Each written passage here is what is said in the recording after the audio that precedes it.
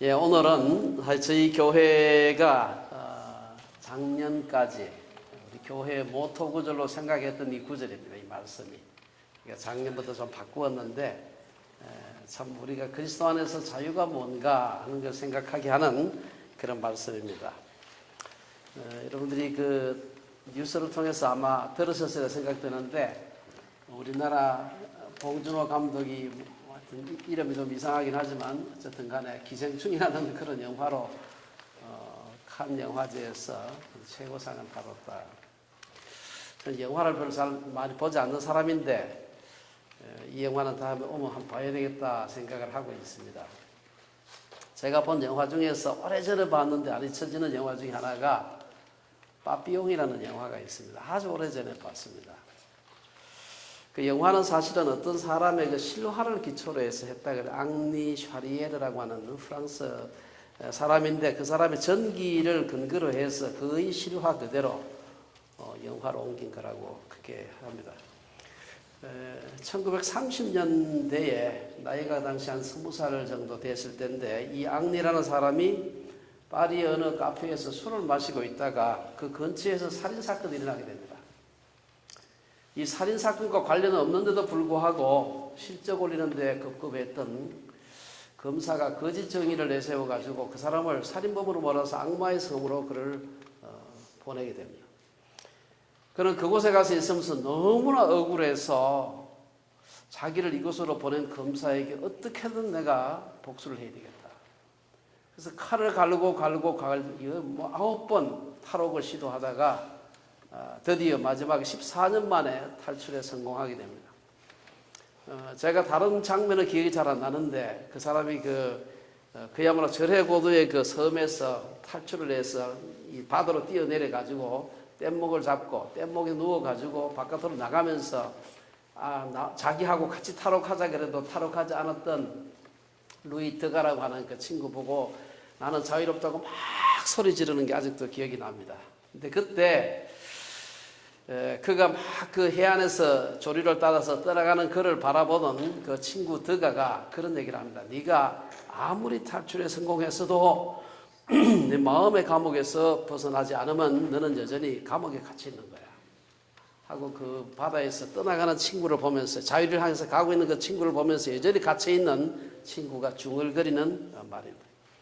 문제는 이 사람이 이제 거기서 탈출을 했는데 아직 공소시효가 남아가지고 그대로 프랑스 파리로 돌아갔다가 이제 체포돼가지고 다시 벌을 받게 되어 있었습니다. 그래가지고 남미라든지 여러 나라를 떠돌아다니면서 사업을 하면서 돈도 벌고 내가 어떻게든 돌아가서 복수를 해야 되겠다. 그러면서 1967년에 그 검사를 죽이기 위해서 공소시효가 끝나고 돌아오게 됩니다. 그는 젊은 시절에 다녔던 거리라든지 고향집이라든지 자기가 즐겨 가던 카페라든지 자기가 또 어릴 때 꿈꾸던 여러 가지 생각들을 되새기면서 그의 복수심이 무너지게 됩니다. 그리고 자기가 체포당했던 그 자리에 서서 이렇게 말합니다. 나는 하나님께 기도했다. 내가 복수를 포기한 대가로 다시는 이런 비극이 생기지 않게 해달라고. 그리고 나 자신에게 속삭였다. 너는 이겼다. 친구여 너는 자유롭고 사랑받는 미래의 주인공으로 여기에 있다. 마치 기적처럼 그리고 너는 확인하고 있다. 이 일에 관계된 사람 중에 네가 가장 행복한 자다. 빠삐용이 자기를 감옥에 쳐넣었던 그 검사를 죽이기 위해서 복수의 칼을 갈면서 지났던 40여 년의 인생은 사실은 감옥 속에서 살 인생이었습니다. 첫 14년은 실제적인 감옥에서 살았고 나머지 횟수는 감옥에서는 벗어났지만 그 분노라는 그 사람의 그 감옥 속에 자기가 만든 감옥 속에 갇혀서 살았습니다. 그 영화는 진정한 그 자유가 어떤 것이고 용서가 사람을 어떻게 해방시킬 수 있는가를 보여주는 아주 고전적인 참 어떤 의미에서 성경의 메시지라고 볼 수가 있습니다. 요한복음은 여러분들이 이제 우리가 몇 주 지나서 요한복음으로 다시 돌아왔습니다만 요한복음 20장에 가면 이 요한복음을 왜 썼는가 하는 목적이 나와 있습니다. 거기 보면은 20장 31절에 보면은 오직 이것을 기록하면 너희로 예수께서 하나님의 아들 그리스도이심을 믿게 하려 하며 또 너희로 믿고 그 이름을 힘입어 생명을 얻게 하려 함이니라. 이걸 한마디로 말하면 예수님이 누군가 하는 것을 우리에게 보여주기 위해서 요한복음을 썼다, 이렇게 얘기합니다. 오늘 본문에서는 예수님은 이런 분이다 저런 분이다 여러 그 많은 얘기를 요한복음 하고 있는데요, 오늘 본문에서는 예수님은 우리를 자유케 하시는 분이다 라고 예수님을 소개하고 있습니다. 31절 32절에 보면은 진리로 인한 자유, 너무나 유명한 그런 구절입니다. 예수님은 31절에서 자기를 믿은, 과거 완료입니다. 옛날에 믿었는데 지금 안 믿는 유대인들이에요. 자기를 믿은 유대인들에게, 자기를 좀 적대시하는 겁니다. 옛날에 믿었는데 안 믿은 유대인들에게 이르시되 너희가 내 말에 거하면 참으로 내 제자가 되고 진리를 알지니 진리가 너희를 자유롭게 하리라. 이 사람들이 나중에 그 한 얘기를 보면, 유대인들이 예수님을 대하는 태도를 보면은 예수님을 옛날에 믿었는데 지금은 안 믿는, 예수님을 오히려 적대시하는 그런 것을 우리가 볼 수가 있습니다. 여기서 예수님께서는 이 계단식으로 31절 32절에서 말씀하는데, 우선 예수님 말씀 안에 거하면 제자가 될 수 있고, 제자가 되면 진리를 알고, 진리를 알면 너희가 자유케 된다. 3단계로 이렇게 얘기를 하고 있습니다. 예수님께서는 오늘 이 말씀을 통해서 우리를 자유케 하는 자다, 자유케 하는 자다, 이 사실 아주 명백하게 얘기를 하고 있습니다. 그러면 우리가 진리의 가장 큰 특징이 뭔가, 오늘 본문에서 보여주는 이 진리의 가장 큰 특징은 자유라고 할 수 있습니다. 우리 기독교의 껍데기를 갖고 있어도 참된 자유가 없다면 참된 기독교가 아니라고 할 수 있습니다. 여러분, 우리 주변에 보면 이단들이 많은데 이단의 거의 100% 공통점이 뭔가 하면 억압이 있다는 사실입니다. 문제는 그걸 추종하는 사람들이 억압인지 모르고 억압 속에 산다는 거예요. 그들은 억압을 헌신이라고 속이며 자유가 있다고 말하면서 사람을 구속하는 겁니다. 어떤 이단은 14만 4천 명 속에 들어가지 않으면 구원받지 못한다. 어떤 사람은 교주와 피가름하지 않으면 구원받지 못한다. 온갖 종교적인 거짓말을 가지고 사람들의 자유를 억압하는 걸 볼 수가 있습니다. 이단들만 그런 게 아닙니다. 사실은 소위 정통이라는 교회도 때로는 사람들을 억압합니다. 너무 많은 교회 행사나 프로그램으로 무거운 짐을 지고 끙끙대며 사는 것을 믿음 좋은 사람이라고 얘기하기도 합니다. 11조를 하지 않으면 다리가 부러진다든지 나가다가 차 사고 난다든지 하는 말로 억압을 하기도 합니다. 11조로 인해서 기쁘고 자유함이 없다면 저는 11조를 하지 않는 것이 좋다고 생각을 합니다. 대신 11조를 기쁨으로 할 수 있는 믿음을 갖도록 노력하는 것이 필요합니다. 그것은 일종의 영적인 어뷰저다, 그런 생각을 해봅니다. 그러면 진정한 자유가 무엇인가? 33절 34절에 보면 예수님께서는 예수님의 도전에 대한 유대인들의 반응을 통해서 진정한 자유가 뭔지를 얘기하고 있습니다. 오늘 보면 예수님을 대적하는 유대인들은 역사상 가장 종교적인 사람들이었습니다. 그들은 예수님의 그 도전에 대해서 너희가 자유케 될 것이다, 이 말을 들은 유대인들은 아니 우리가 이미 자유한데 뭘 또 자유케 될 것이라고 얘기하느냐 하면서 33절에서 우리가 아브라함의 자손이라 남의 종된 적이 없는데 우리를 어떻게 자유롭게 될 것이라고 얘기하느냐, 말도 되지 않은 소리 하지 말라, 이 말이에요. 그 종교심이, 그들의 종교심이 기득권과 전통이라는 그 쇠창살 속에서 그들은 질식하면서 자기들이 자유롭다고 생각하고 있는 것입니다. 유대인들의 관심은 종교를 내세우면서도 온통 기득권과 그들의 전통에 집중되어 있었습니다. 그들은 자기들이 마귀의 종이 되어 있다는 사실조차도 이해하지 못하고 깨닫지 못하고 있었습니다.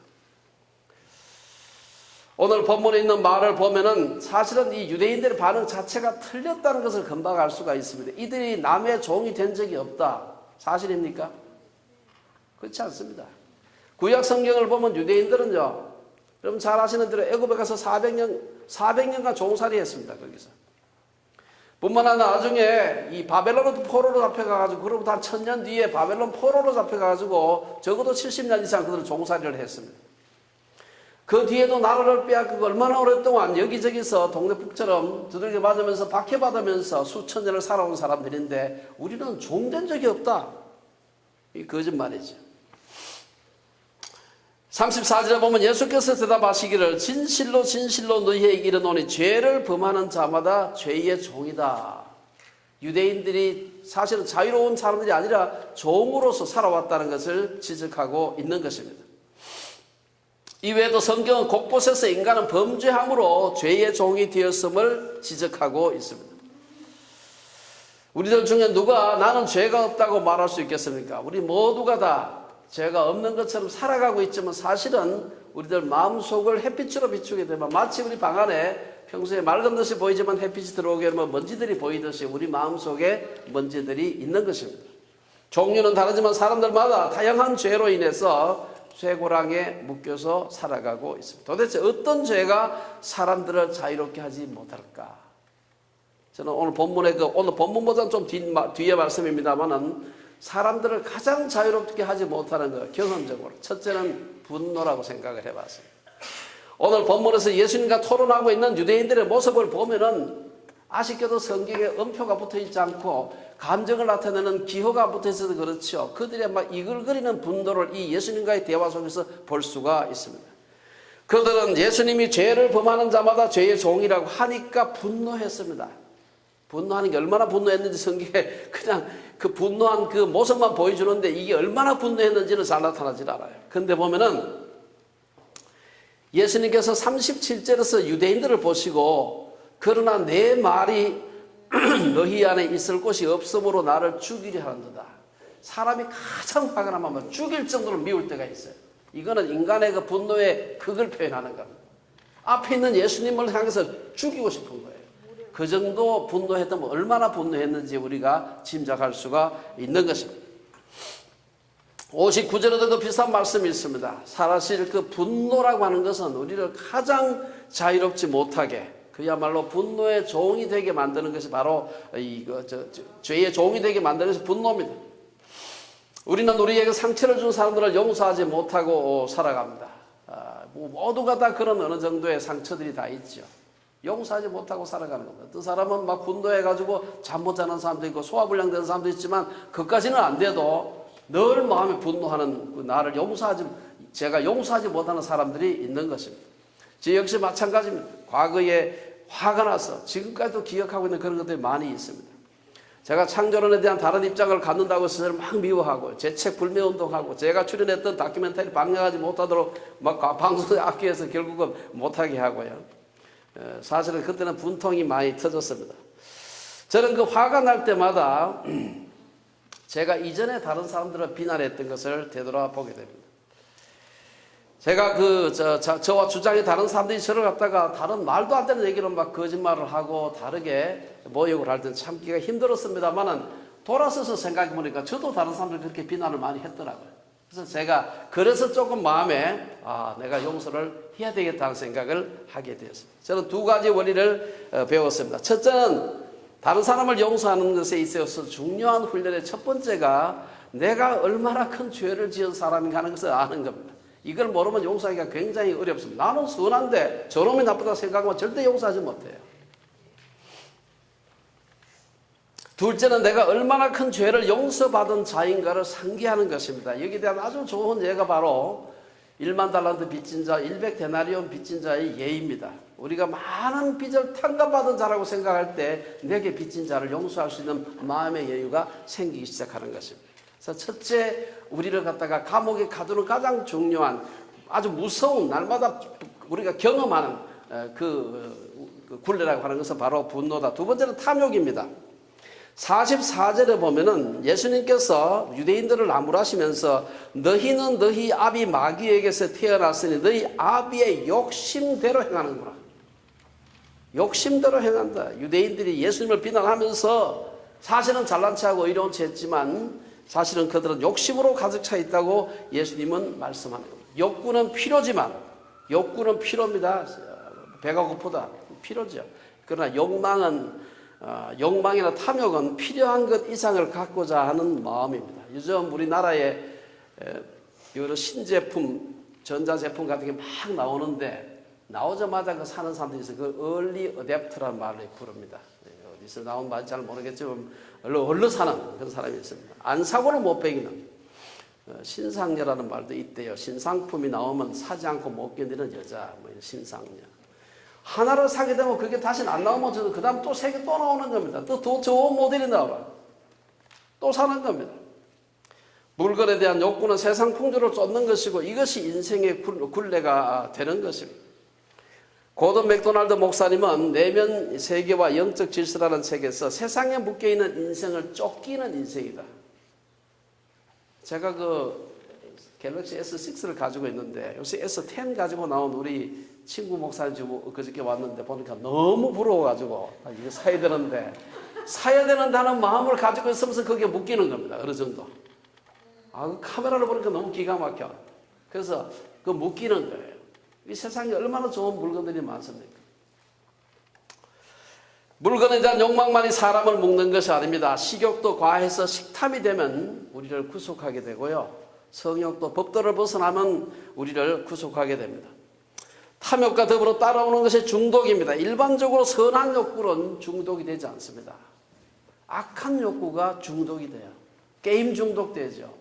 무슨 알코올 중독되지, 니코틴 중독되지. 선한 말을 하는 데가 중독이 되었다. 내가 그런 말을 들어본 적이 없어요.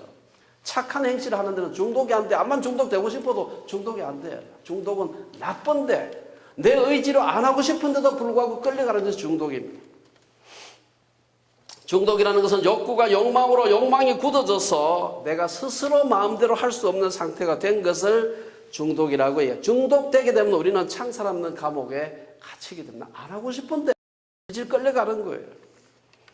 죄, 욕망, 과거, 세상 아니면 그 어떤 것에 우리의 마음이 꿰있지 않는가 생각해 볼 필요가 있습니다. 욕망, 분노, 욕망, 우리를 감옥 속에 가두는 아주 우리를 자유롭게 하지 못하는, 우리를 자유인이 되지 못하게 하는 것들. 세 번째는 약간의 세계관적인 것의 이원론입니다. 이거는 인생에 있어서 아주 교묘한 덫이 되고 있는 것을 볼 수가 있습니다. 유대인들은 스스로를 아브라함의 자손이다 하면서 아브라함의 행실을 본받지 않아요. 저들은 스스로를 하나님의 선민이라고 주장하면서도 선민과는 정반대되는 그런 행동을 하는 걸 볼 수가 있습니다. 이원론이라고 하는 것은 겉으로 주장하는 바와 실제적인 삶의 모습이 전혀 다른 것을 의미하는 것입니다. 이에 대해서 예수님께서는 말씀하시기를 39절에서 보면은 이르되 우리 아버지는 아브라함이라 하니 예수께서 이르시되 너희가 아브라함의 자손이면 아브라함이 행한 일들을 할 것이오늘 지금 하나님께 들은 진리를 너희에게 말한 사람이 나를 죽이려 하는도다. 아브라함은 그렇게 하지 아니하였느니라.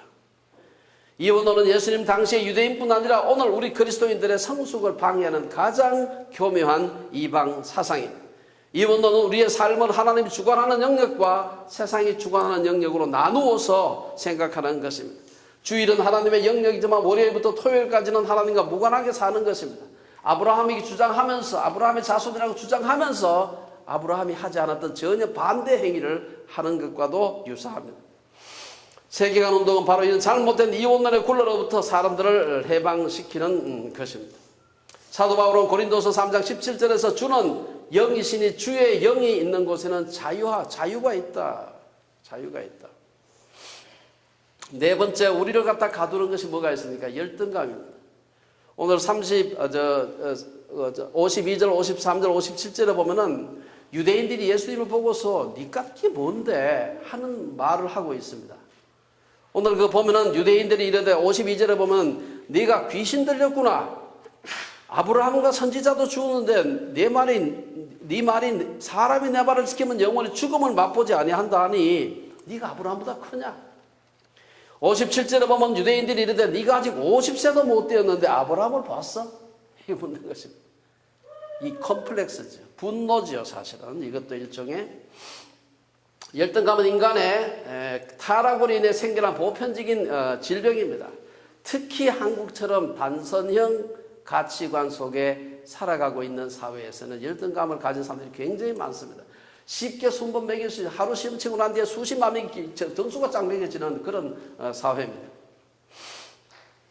그러다면 1등이 분명히 있고 꼴찌가 있고 꼴찌는 모든 면에서 1등에 비해 열등하다는 취급을 받게 됩니다. 단일 가치를 추구하게 되면 쉽게 서열화가 일어나게 됩니다. 가장 대표적인 것이 바로 공부와 학벌입니다. 여러분, 우리가 정말 한국에서 시험을 통해서 얼마나 줄서기를 많이 했습니까? 저도 마찬가지입니다. 그런 시험 속에서 저는 저하고 나이가 비슷한 분들은 한 번도 시험을 면접하지 못하고 중학교 갈 때부터 입시 시험에서 자랐습니다. 한 번도 면접 못 봐. 딱 지나가고 나니까 무시험 되더라고. 지나가면 또 무시험 되고. 근데 시험을 치면서 사실은 제가 시골에서 농사 짓고 살 때는 그렇게 열등의식에 시달리진 않았어요. 근데 도회지로 나와서 공부를 하면서 보니까 이 공부 잘하는 놈이 많더라고 보니까. 서울에서 좋은 학교를 다닐 때는 더 심했어요. 여러분 좋은 인류학교 가면 여러분 그 열등의식이 없어질 것 같아요. 좋은 학교 가면 그 가면 더 잘하는 놈이 더 많습니다. 한국에서 제일 좋은 학교 가도 열등의식이 아주 심해요. 열등의식은 저 아주 그 나쁜 학교 되는 사람은 거의 그 성적 때문에 자살하지 않습니다. 인류학교 되긴 된 자살 제일 많이 학교가 어디입니까? 카이스트입니다. 뭐 참 되게 미안한 얘기지만 좋지 않은 학교 애들은 열등의식이 그렇게 갖지 않아요. 공부를 잘하는 아이들이 열등의식을 갖습니다. 저는 사실은 그러면 공부할 때만 열등의식을 갖느냐? 그렇지 않습니다. 나중에 교수가 돼도 열등의식이 생겨. 얼마나 잘하는 사람이 많은지 몰라. 국내 범주를 넘어서면 그 다음엔 세계 범주도 잘하는 놈이 많아. 이 열등감부터 완전히 벗어난 계기가 제가 있었습니다. 내가 그렇게 되고 싶었던 교수직 사표되고 나니까 모든 열등의식이 없어졌습니다. 아무도 겁나지 않아 이제는. 예, 부럽지도 않고 그때는 좀 부러웠습니다. 괜히 냈나. 그러나 지금 생각해 보니까 아무도 부럽지 않아요. 이제 비교하고 싶지도 않고 비교할 사람도 없고. 예. 열등감에 늪에 빠져서 허우적거렸던 지난 날을 생각해 보면서 제가 발견한 것은 학력에 대한 열등감이 없어지니까 학력의 우월감도 없어지더라는 겁니다. 이게 중요합니다. 열등감과 우월감은 손바닥이 앞뒤면과 똑같아요. 남과 비교하는 겁니다. 학벌에 대한 열등감과 더불어서 돈과 명예, 지위 등도 뭐 열등감이 별로 없습니다. 이제 겁나는 사람이 별로 없어요. 뭘 많이 가져서 겁나는 게 아니라 비교하고 싶지도 않고 비교할 것도 별로 없고. 사도 바울은 저는 사도 바울이 빌립보서 3장에서 했던 이 말이 이 비슷한 마음을 가지고 하시지 않았을까 생각해 봤습니다. 여러분 너무 잘 아는 그런 말씀입니다만 사도 바울이 그러나 무엇이든지 내게 유익하던 것을 내가 그리스도를 위하여 다 해로 여길 뿐더러 또한 모든 것을 해로 여기면 내 주 그리스도 예수를 아는 지식이 가장 고상함을 이라매라. 그 뒤에 얘기도 아시죠? 다 읽지 않겠습니다. 아마 사도 바울이 옛날에 유대인들 중에서 바리새인 중에서 잘 나갈 때는 비교 많이 했을 겁니다. 저놈보다 내가 많이 아는데 지금 나보다 낫네 이렇게 하면 살았을 거예요. 그러나 그거하고 비교할 수 없는 예수 그리스도를 만나게 되니까 비교하고 싶지 않은 겁니다. 남들하고 비교하고 싶지 않아 이제. 완전히 그를 묶고 있던 그 굴레로부터 벗어나는 걸 볼 수가 있습니다. 사도 바울은 예수 그리스도를 아는 것에 비한다면 학벌이나 가계는 아무것도 아님을 발견하게 된 겁니다. 그가 그렇게 유대인 중에 유대인으로 난지 8일 만에 할례 받고 어떻고 저떻고 아무런 문제가 되지가 않는 것입니다. 오늘 본문에는 없지만 넘어갈 수가 없는 우리의 자유를 구속하는 그 마지막 그 염려입니다. 이건 뭐 아무리 얘기를 해도 지나치지가 않죠. 매일의 굴레입니다. 이건. 저는 예수님께서 참 말씀하신 주옥 같은 말씀 중에서 우리가 가장 정말 귀하게 얘기하는 것이 산상수훈인데 산상수훈에서 이 염려에 대한 얘기를 갖다가 많이 하셨어요. 왜 했겠습니까? 하도 염려를 많이 하니까 많이 한 거예요. 여러분 가장 유명한 데가 바로 마태복음 6장에 있는 말씀입니다. 목숨을 위하여 무엇을 먹을까 무엇을 마실까 몸을 위하여 무엇을 입을까 염려하지 말라. 얼마나 염려를 했으면 그렇게 하지 마. 한 번도 아니에요. 돌아서서 또 하십니다. 27절에 보면 너희 중에 누가 염려함으로 그 키를 한 자라도 더 할 수 있느냐. 그 바로 또 밑에 보면은 그러므로 염려하여 이르기를 무엇을 먹을까 무엇을 마실까 무엇을 입을까 하지 말라. 이는 다 이방인들이 구하는 것이다. 바로 내려가서 34절에 보면 그러므로 내일 일을 위하여 염려하지 말라. 내일 일은 내일이 염려할 것이요 한날의 괴로움은 그날로 족하니라. 부부의 문제, 자녀 문제, 경제적인 문제, 진로의 문제, 건강의 문제, 우리 살아있는 동안에 우리를 끊임없이 불안과 염려, 우리를 족쇄를 채우고 있는 것입니다. 이것은 현대인들의 문제만이 아니고 모든 시대 모든 사람들의 문제입니다. 그래서 사도 베드로는 베드로전서 5장 7절에서 너희 염려를 다 주께 맡기라. 이는 그가 너희를 돌보심이라. 마지막 두려움은 뭡니까? 마지막 두려움은 죽음입니다. 예수께서 말씀하시기를 이 세상에서 그분이 오신 이유가 뭐냐? 히브리서 기자는 죽기를 무서워함으로 한평생 매여 종노릇하는 모든 자들을 놓아주려 하십니다. 여러분, 나이가 조금 들면서 나도 혹시 뭐 왕건이 하나 자라고 있는 거 아니야? 이게 암덩어리. 그런 걱정 안 합니까? 언제 뭐 해가지고 건강진단할 때 가면은 꼭 하나님 앞에 선 것 같아. 뭐 하나 발견될까? 그러나 우리의 마지막 공포, 마지막 두려움은 고린도서 15장 말씀처럼 마지막 원수는 사망이에요. 예수께서 우리를 왜 오셨느냐? 사망에 매여 한평생 종노릇하는 우리를 놓아주게 하기 위해서 오셨다 그랬습니다. 오늘 35절 36절 본문의 마지막에 보면은 아주 중요한 얘기를 우리에게 하고 있습니다. 종은 영원히 집에 거하지 못하되 아들은 영원히 거한다. 종과 아들의 차이에 여러 가지가 있습니다만은 아주 중요한 것이 아버지 집에 영원히 거할 수 있는가? 종은 하나님의 가족 속에 영원히 거하지만 아들은 영원히 하나님의 가족에, 종은 속하지 못하지만 아들은 영원히 하나님의 가족에 속하는 것입니다. 비록 예수를 믿고 난 후에도 실수하고 죄를 지을 수가 있습니다만은, 그러나 그 죄 가운데 계속 거하면서 죄를 죄로 인지하지 않고 점점 더 죄에 빠지게 되면 우리는 죄에서 구원받지 못하게 됩니다. 죄를 한번 짓는다고 금방 하늘에서 벼락이 떨어지는 않습니다. 그러나 그것은 하나님의 기다림이지 죄에 대한 허용이 아님을 알고 반복되는 죄로부터 벗어나는 것이 필요합니다. 오늘 36절은 바로 우리에게 자유를 줄 수 있는 최고의 권위자, 그분은 바로 예수 그리스도임을 얘기하고 있습니다. 36절에 보면 그러므로 아들이 너희를 자유롭게 하면 너희가 참으로 자유로우리라. 오늘 이 본문의 말씀은 아주 중요한 우리에게 원리를 얘기해 주고 있습니다. 우리를 붙들어 매는, 우리를 얽어매는 많은 착고들, 굴레들이 있습니다만 그것으로부터 우리를 완전하게, 우리를 벗어나게 해주는 최종적인 권위를 가지신 분이 예수님이라는 사실입니다. 제가 언젠가 한번 간증을 한 적이 있을 겁니다. 제가 중고등학교 때 4년 동안 컨닝에 빠져서 산 적이 있습니다. 컨닝에 빠져 사는 것이 얼마나 고통스러운지 나중에 돌아서니까 그게 다시 생각이 나더라고요. 자기가 묶여있는 데서 벗어나지 못해요. 벗어나고 싶은데 안 되는 것입니다. 두려움이 있죠. 안 하면 어떻게 될까? 두려움이 있는 것입니다. 오늘 마지막으로 몇 가지 말씀드리고 얘기를 마치겠습니다. 이 자유에 대한 갈망은 모든 인간의 염원입니다. 우리나라가 일본의 식민 통치로부터 벗어나기 위해 노력한 것도 결국은 자유에 대한 갈망 때문이다. 미국이 영국으로부터 독립한 것도 마찬가지입니다. 제가 우리 문서 좀 읽다 보니까 미국의 독립전쟁이 일어나게 된 배경을 얘기한 글이 어디 하나 있더라고요. 보니까 1775년 바로 독립전쟁 직전입니다. 그때 미국의 버지니아 리치몬드에 있는 성 요한 교회에 소위 미국의 건국 국부라고 하는 토마스 제퍼슨, 조지 워싱턴 같은 이런 사람 다 모였습니다.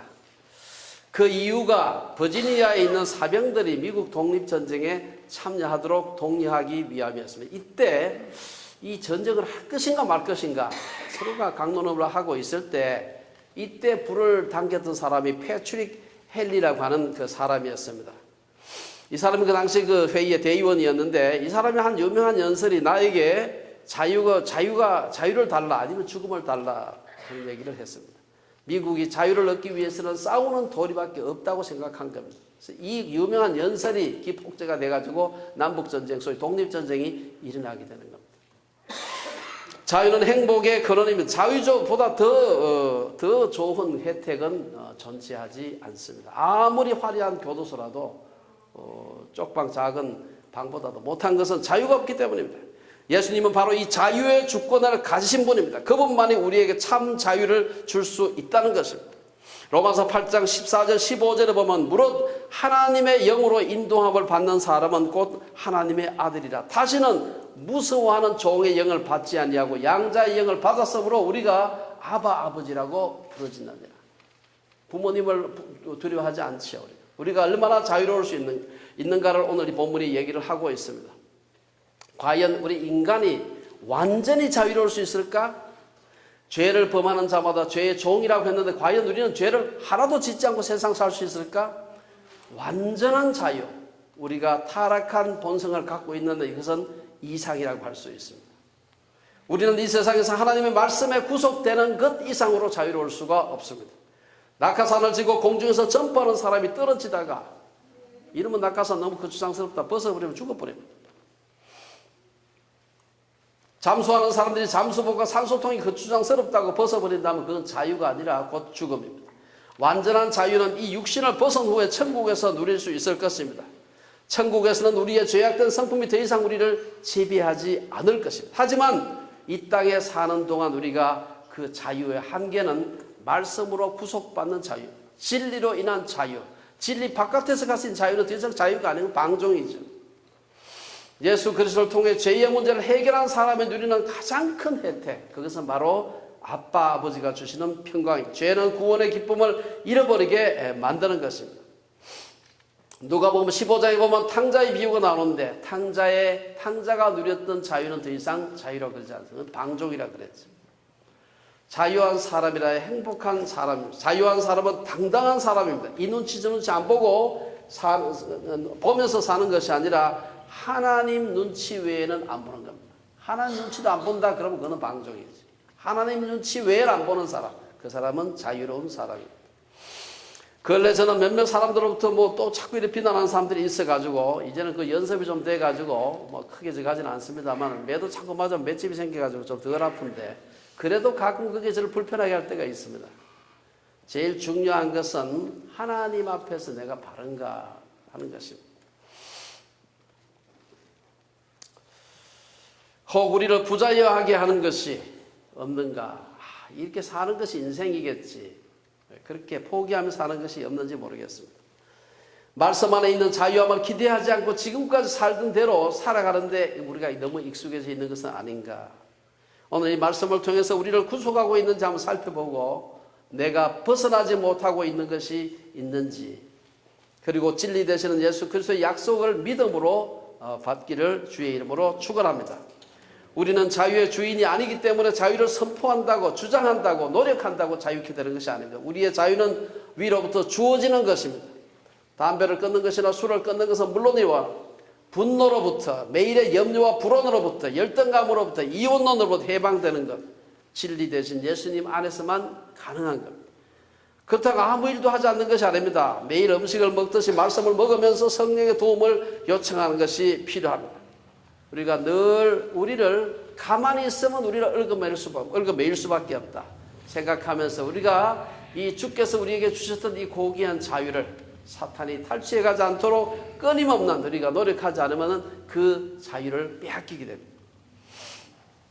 우리의 소중한 자유를 넘보는 많은 것들이 우리를 둘러싸고 있습니다. 지금도 우리의 마음을 자유케 하지 못하는 것들이 있는가 우리가 살펴보아야 됩니다. 그리고 내 마음을 묶고 있는 것이 있다면 그것이 무엇이든지 우리의 입으로 고백하고 우리에게 자유를 선포해 주신, 허락해 주신 주님을 생각하는 우리 주빌리의 식구들 되시기를 주의 이름으로 축원합니다.